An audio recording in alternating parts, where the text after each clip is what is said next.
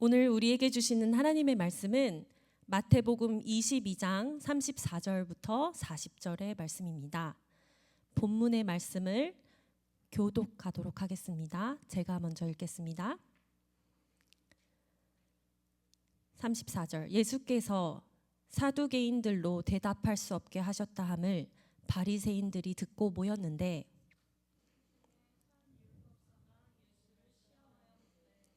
선생님, 율법 중에서 어느 계명이 크니이까? 예수께서 이르시되 내 마음을 다하고 목숨을 다하고 뜻을 다하여 주 너의 하나님을 사랑하라 하셨으니 이것이 크고 첫째 되는 계명이요 둘째도 이와 같으니 내 이웃을 내 자신같이 사랑하라 하셨으니 이 두 계명이 온 율법과 선지자의 강령이니라. 아멘. 오늘은 마지막 미션, 오직 그를 위한 요리라는 제목으로 하나님 말씀을 증거하겠습니다. 설교 맞습니다. 여러분 한 주 잘 보내셨나요? 네, 저는 아시다시피 행복하게 보냈습니다. 아마 많은 분들이 보셨으리라 생각됩니다. 사진을 보여주실 수 있으실까요? 저 찐팬이죠? 혹시 못 보신 분들을 위해 설명을 하자면 이 사진은 백인의 요리사들이 요리로 서로 경쟁을 겨루는 한 넷플릭스의 TV 프로그램 흑백 요리사의 마지막 미션을 하는 장면인데요. 마지막 미션 주제인 오직 나를 위한 요리에 맞춰서 셰프가 자신의 완성된 요리를 심사위원에게 올리는 장면입니다. 이 마지막 우승을 거머쥔 최강록 셰프가 올린 음식은 매일 주방에서 요리를 하고 남은 재료들로 만든 요리였는데요. 요리에 들어간 재료 하나하나마다 치열하게 살아온 한 요리사의 시간과 선택, 그리고 애환이 고스란히 담긴 스토리가 담긴 음식이었습니다. 심사위원이 그 음식을 먹기도 전에 이 셰프의 스토리에 마음이 움직인 듯 했습니다. 감동을 주는 요리였던 거죠. 아마 그 셰프의 모든 인생과 진심, 노고가 담긴 음식이기 때문에 그 마음이 고스란히 전해지지 않았을까 생각해 봅니다. 여러분은 웃으실 수도 있겠지만 저는 이 직업이라고 하기엔 그렇지만 하나님이 일을 하기 전부터 원래 이런 사람이었습니다. 저는 이 장면을 보면서 제가 죽고 난 뒤 하나님께 나의 인생의 요리를 드리는 상상을 해보았습니다. 직업병인가요? 하나님께 감동을 주는 요리. 저의 인생의 모든 재료마다 나의 모든 마음과 뜻과 힘을 다해 그를 위해 살아온 나의 스토리가 담긴 그를 감동시킬 만한 나의 마지막 미션 요리. 하나님께서 흐뭇하게 드시면서 수고했다 나의 딸아. 다 그 마음이 전해진다. 완벽하진 않아도 나의 마음의 의도를 하나님께서 인정해 주시는 그 순간 얼마나 행복할까요? 우리들 모두 다 각자의 인생의 재료들로 삶의 스토리가 담긴 재료들로 만든 오직 하나님을 위해 드릴 내 삶의 요리, 하나님께 올려드릴 그 디시는 어떤 것일까요? 오늘 본문에서는 말합니다. 예수께서 가라사대 내 마음을 다하고 목숨을 다하고 뜻을 다하여 주 너의 하나님을 사랑하라 하셨으니 이것이 크고 첫째 되는 계명이요 둘째는 그와 같으니 내 이웃을 내 몸과 같이 사랑하라 하셨으니 이 두 계명이 온 율법과 선지자의 강령이니라. 마음을 다하고 목숨을 다하고 뜻을 다하여 주 너의 하나님을 사랑하라. 하나님은 나의 삶의 모든 방향에서 나의 모든 것으로 전 영역에서 하나님을 사랑하기 원하십니다. 이 예수님이 지금 인용하신 말씀은 구약성서의 신명기 6장 5절인데요. 쉐마라고 부릅니다. 이스라엘아 들으라 라고 시작하는 말씀으로 지금도 유대인들은 이 구절을 하루에 2번씩 암송하고요. 그 마음에 새기고 자녀에게 부지런히 가르치며 문설주와 대문에 기록하여 항상 기록하고 기억하고 순종하라는 말씀에 따라 이 성인식 때 유대인들은 이것을 낭독하고 기도용 이제 테피린이라고 가죽 끈과 문설주의 부착물 매주자에 새겨서 항상 지니고 다니는 성경의 아주 핵심적인 말씀입니다. 마음을 다하고 뜻을 다하고 힘을 다하여. 이 세 가지는 무슨 의미일까요? 원어적으로 마음은 욕망과 감정과 같은 내면적 차원을 말합니다. 뜻은 몸과 행동을 포함한 온전한 존재를 가리키며, 힘은 육체적인 힘뿐만이 아니라 배우자, 자녀, 소유물, 재산 등으로 하나님을 영화롭게 하는 데 사용할 수 있는 모든 자원을 말합니다. 이렇게 하나님은 나의 내면, 나의 몸과 행동, 나의 가지고 있는 모든 것으로 당신을 사랑하기 원하십니다. 빡센가요? 어떻게 들리시나요? 이런 모든 것을 주는 이런 사랑, 여러분 경험한 적 있으십니까? 경험하고 싶으십니까? 이성적인 사랑을 말하는 거예요. 사실은 여러분, 우리 모두는 이런 사랑 지금 받고 계시고 있습니다. 하나님은 우리 한 사람 한 사람 하나님의 모든 차원에서 우리에게 무한한 사랑을 주고 계십니다. 느껴지시나요? 들어보세요. 하나님은 당신을 사랑합니다. 너무나도 흔하게 들립니다. 그분은 우리를 너무나도 진심으로 사랑하고 계시는데, 이 말, 하나님은 당신을 사랑합니다, 이 말은 너무 흔하고 값싼 사랑처럼 들리게 되었습니다. 그 하나님은 나도 사랑하고 너도 사랑하고 내 옆에 있는 사람도 사랑하고 내 원수도 사랑하신다는데, 그럼 이 사랑이 특별하지 않을까요? 제가 한 존경하는 목사님이 이 부분을 이렇게 설명하셨는데 제가 탁 무릎을 쳤습니다. 여러분, 수학에서 무한대 이렇게 생긴 인피니티가 있죠? 차종 말고요. 인피니티 나누기 80억 무엇입니까? 무한대와 같은 하나님의 사랑을 80억 인구가 다 나누어 가지게 된다 하더라도 그 사랑은 무한대입니다. 무한대의 사랑을 오직 나만 나눠 가지게 된다 하더라도, 인피니티 나누기 1은 뭐죠? 그 사랑은 무한대입니다. 그래서 이 세상 인구가 80억이 아니라 나 한 명이라도 하나님께서는 온 우주에 나 하나밖에 없는 것처럼 나를 사랑하십니다.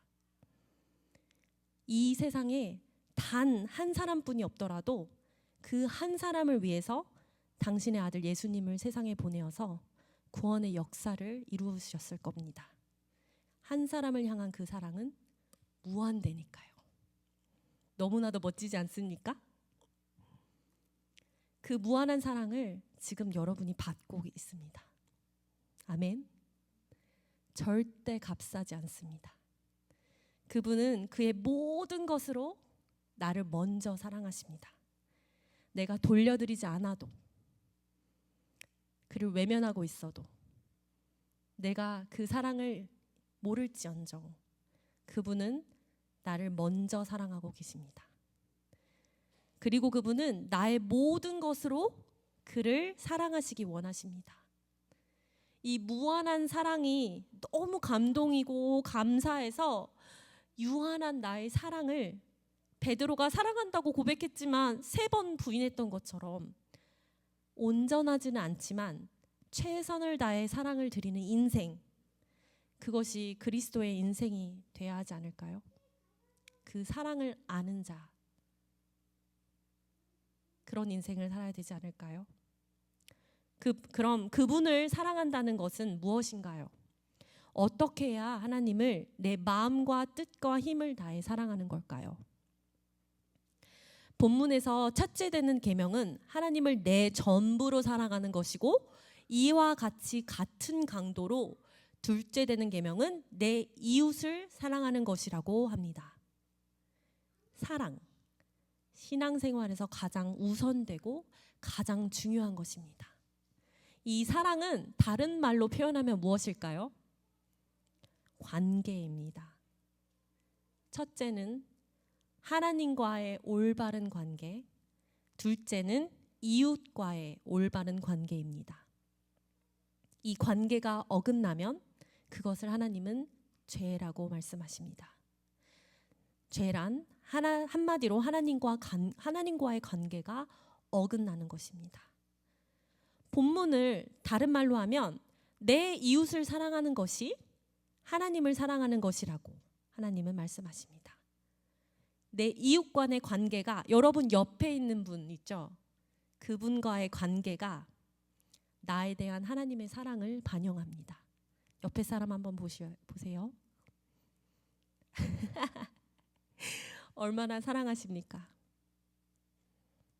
하나님을 이렇게 사랑하십니까? 성경 전체에서 하나님은 이 관계에 대해서 계속 말씀하십니다. 구약성서 레위기에서는 사랑의 대상은 항상 그 언약 공동체에 한정됩니다. 유대인의 관점에서 같은 믿음을 갖고 있는 그 언약 공동체 구성원은 형제, 이웃과 동의원입니다. 하지만 레위기 안에서 강조하는 또 다른 하나님의 말씀은 나그네를 학대하지 말고 본토 이스라엘처럼 여겨야 한다고 요구합니다. 다시 말해 언약에 속하지 않은 사람들을 자기 자신과 똑같이 사랑해야 한다고 말합니다.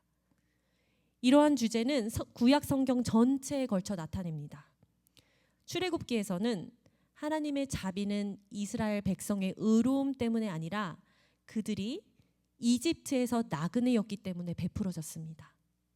신명기에서는 하나님은 나그네와 고아와 과부를 사랑하시며 이스라엘 백성 또한 나그네를 사랑해야 한다고 합니다. 심지어 원수의 가축까지도 돌보고 부당한 고통을 받지 않도록 해야 한다고 기록합니다.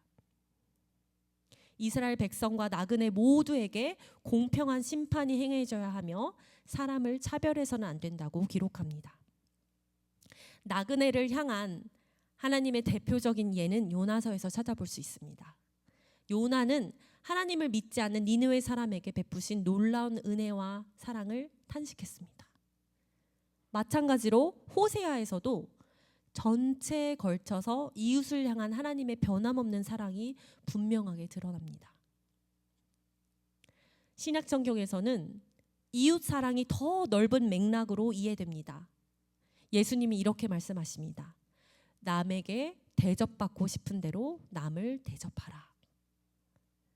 누가복음은 이 원칙을 확장하여서 원수를 사랑하고 저주하는 자를 축복하고 뺨을 맞으면 다른 뺨을 내밀고 아무것도 바라지 않고 빚진 자에게 은혜를 베푸는 것과 이웃 사랑을 연결시킵니다.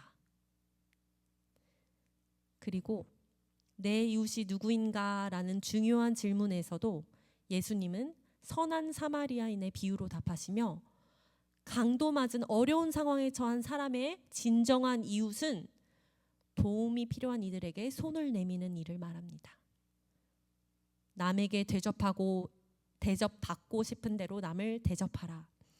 이 골든 룰, 이 황금률은 인간관계에 관한 것이지만 사실 성경을 신구약 통틀어 자세히 보면 이 메시지는 본질적으로 신학적입니다.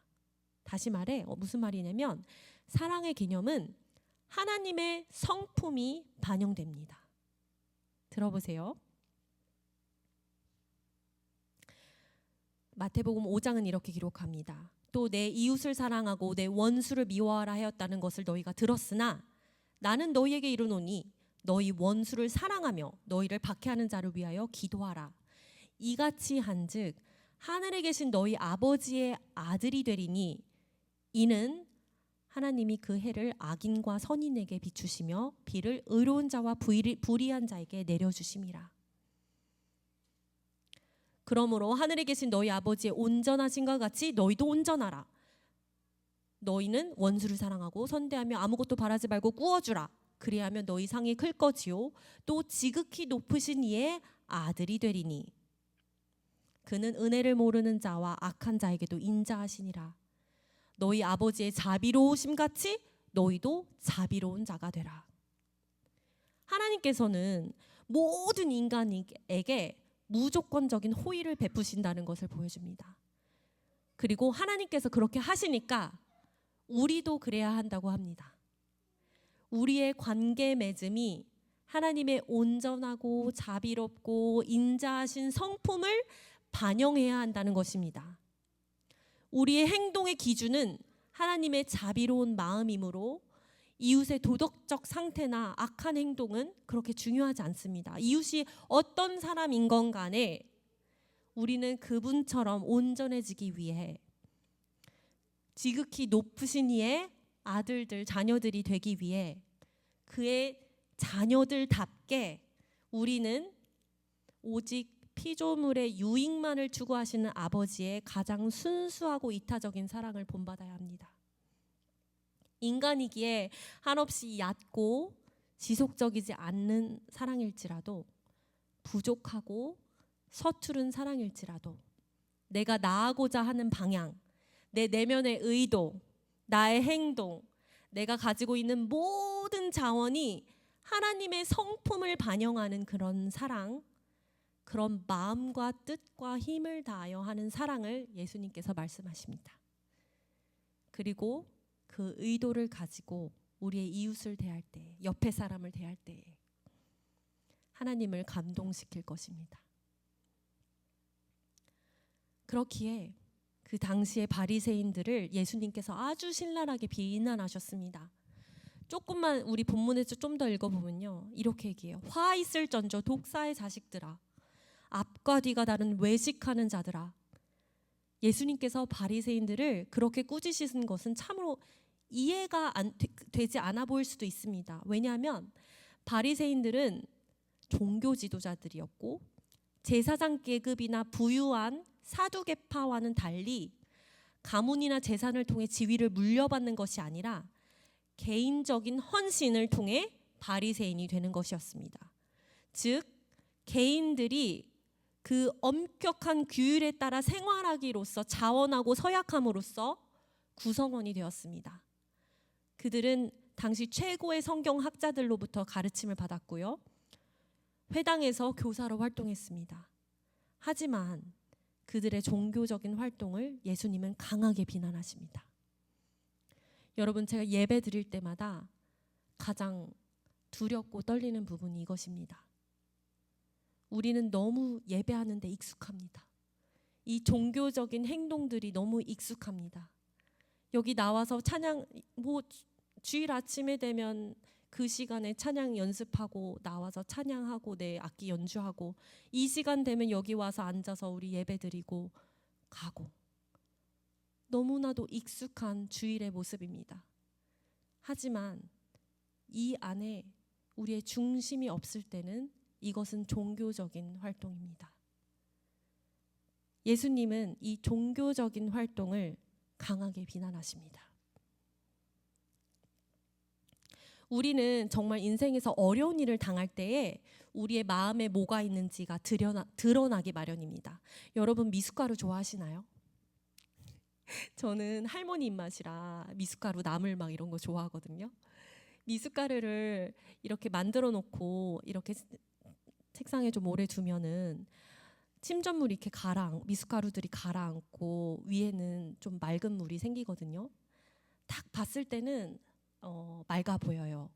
그런데 얘를 막 흔들면 갑자기 물들이 막 탁해지면서 이 밑에 있는 것들이 올라오면서 갑자기 막 탁해집니다, 물이. 우리는 어려운 일을 당할 때, 우리가 막 흔들어질 때 우리 마음에 뭐가 있는지 드러납니다. 내가 생각하는 나의 모습이 이게 아닌데 어려운 상황이 딱 처하면 그게 드러나요. 내가 추구하는 나의 모습이 이게 아닌데 내가 확 본능적으로 나오는 행동을 볼 땐 내가 원하지 않는 모습이 툭 하고 나올 때가 있습니다. 그렇지 않습니까? 제가 여러분 앞에서 하나를 고백하자면, 저는 요즘 시간과 사투하고 있습니다. 제가 정말 하루하루 1시간이 아까울 정도로 제가 좀 서툴다 보니 이제 시작한 지금 온 지 얼마 안 돼서 익숙해지는 이 과정이 저에게는 제 스스로의 시간과 다툼인데, 제 친구와 약속을 했는데 친구가 약속한 시간에 오지 않고 2시간 뒤에 연락이 와서 늦잠 자서 못 온다고? 앞으로 2시간 뒤에도 올 것 같지 않았어요. 그래서 제가 순간에 그냥 우리 다음에 만날까? 이랬어요. 근데 그 말 하나가 그 친구의 마음을 너무 상심하게 해서 지금 연락 두절입니다. 이유야 어찌된들 간에 저는 저를 봤을 때, 그러니까 그 친구가 어떤 상황이든 어떻게 됐던 그런 모든 걸 다 떠나서 저를 봤을 때, 제가 이렇게 어려운 상황이라고 하기 뭐하지만 시간의 촉박함에 이렇게 막 내 마음이 쪼여지고 있을 때 그런 상황이 처해지니까 내가 관대하지 못한 거예요. 그냥 오후에 만나면 되지. 나는 그 아침 시간을 잃어버렸다는 것에 대해서, 저 원래 피니까 제이 같은 그런 거 괜찮거든요. 전 내일 당장 이탈리아로 여행 갈 수 있습니다. 그렇지만 내가 이렇게 촉박한 상황에 처해져 있을 때 나의 모든 아침 시간을 통째로 잃어버린 이 사건에 대해서 딱 툭 하고 나온 나의 모습이 그 상대방을 실망하게 하는 말을 던지는 거예요. 그걸 보고서 제가 너무나도 저에 대해서 속상했습니다.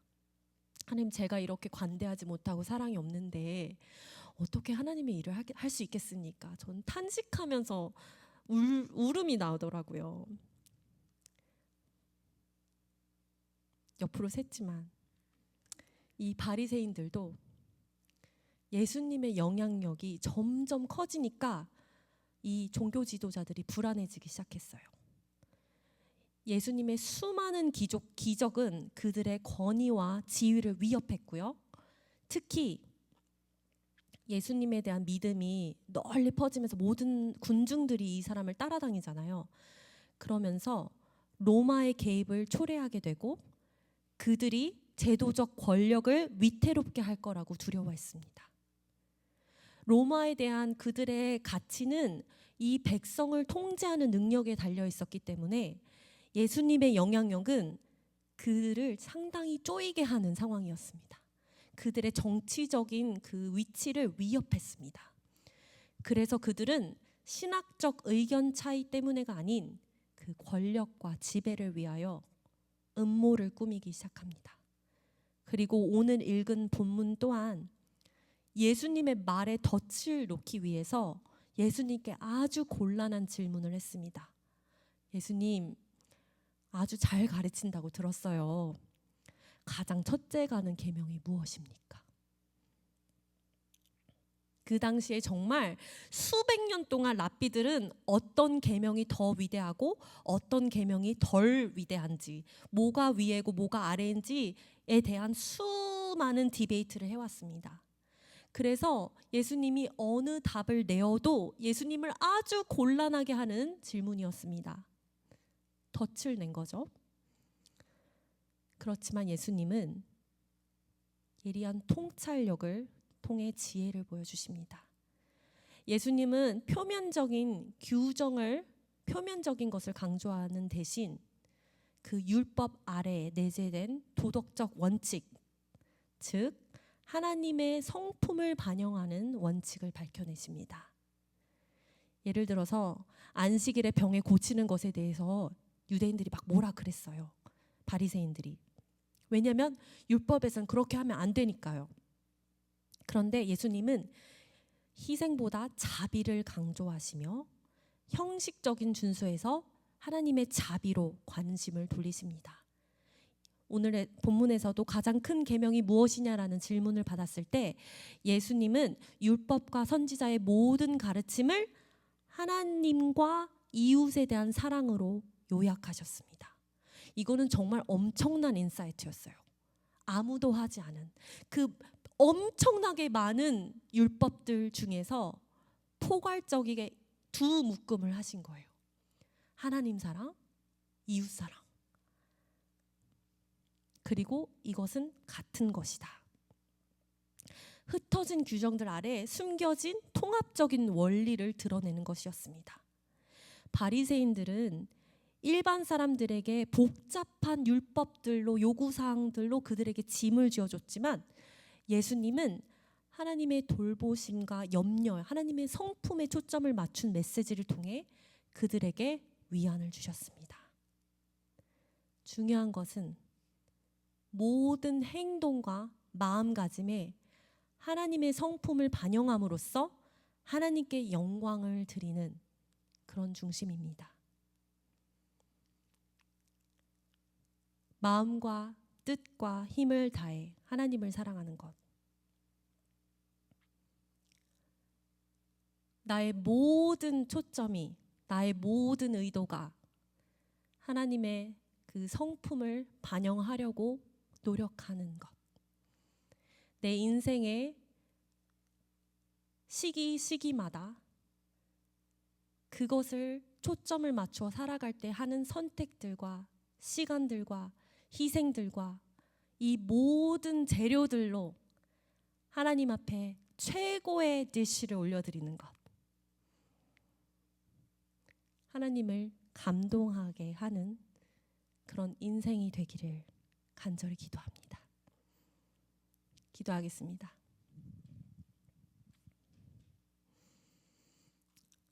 하나님 아버지,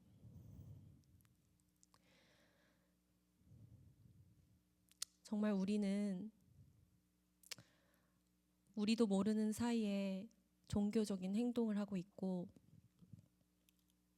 가식적인 말들, 진심이 묻어져 있지 않는 행동들로 하나님의 영광을 가리면서 사는 때가 너무나도 많습니다.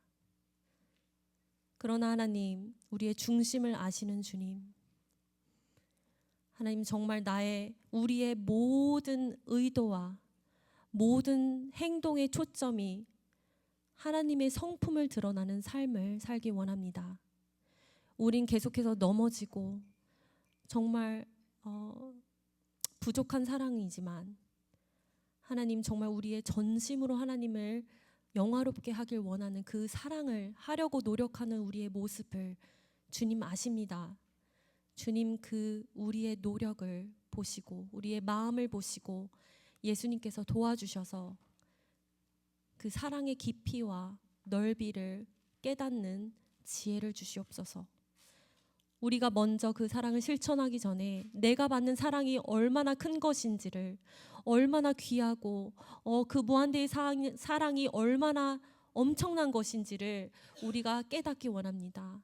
하나님, 이 청년들에게 하나님의 사랑을 체험하겠도록 주님 도와주시옵소서. 하나님, 어떠한 것을 통해서라도 인간 관계에서라든지 말씀을 통하여서라든지 그 무한하신 나를 향한 무한하신 하나님의 사랑을 깨달아 감동받는 일들이 먼저 일어나기를 간절히 기도합니다. 그리고 그 사랑에 반응하여서 똑같은 하나님의 사랑으로 이웃을 사랑하는 성숙한 사랑으로 우리를 이끌어 주시옵소서. 우리는 배우기 원합니다. 주님, 말씀을 통하여 조명하여 주시고 어떻게 하면 하나님께 나의 모든 것을 드리는 사랑이 될지를 하나님 계속해서 알려주시옵소서. 하나님, 말씀을 사랑하는 이 공동체가 되게 원합니다. 말씀에 달콤함을 주시고 주님 말씀을 읽을 때에 예수님을 더 깊이 아는 기쁨을 이 공동체에 허락하여 주시옵소서. 주님, 정말 우리 마지막 하나님 앞에 섰을 때에 부끄럽지 않은 인생이 되도록 주님께서 도와주시고 지금 우리 청년의 때를 살고 있을 때에 이 청년의 때에 드릴 수 있는 가장 아름다운 재료로 하나님 앞에 올려드릴 수 있는 우리가 될 수 있도록 주님께서 축복하여 주시옵소서. 감사드리며 예수님의 이름으로 기도합니다. 아멘.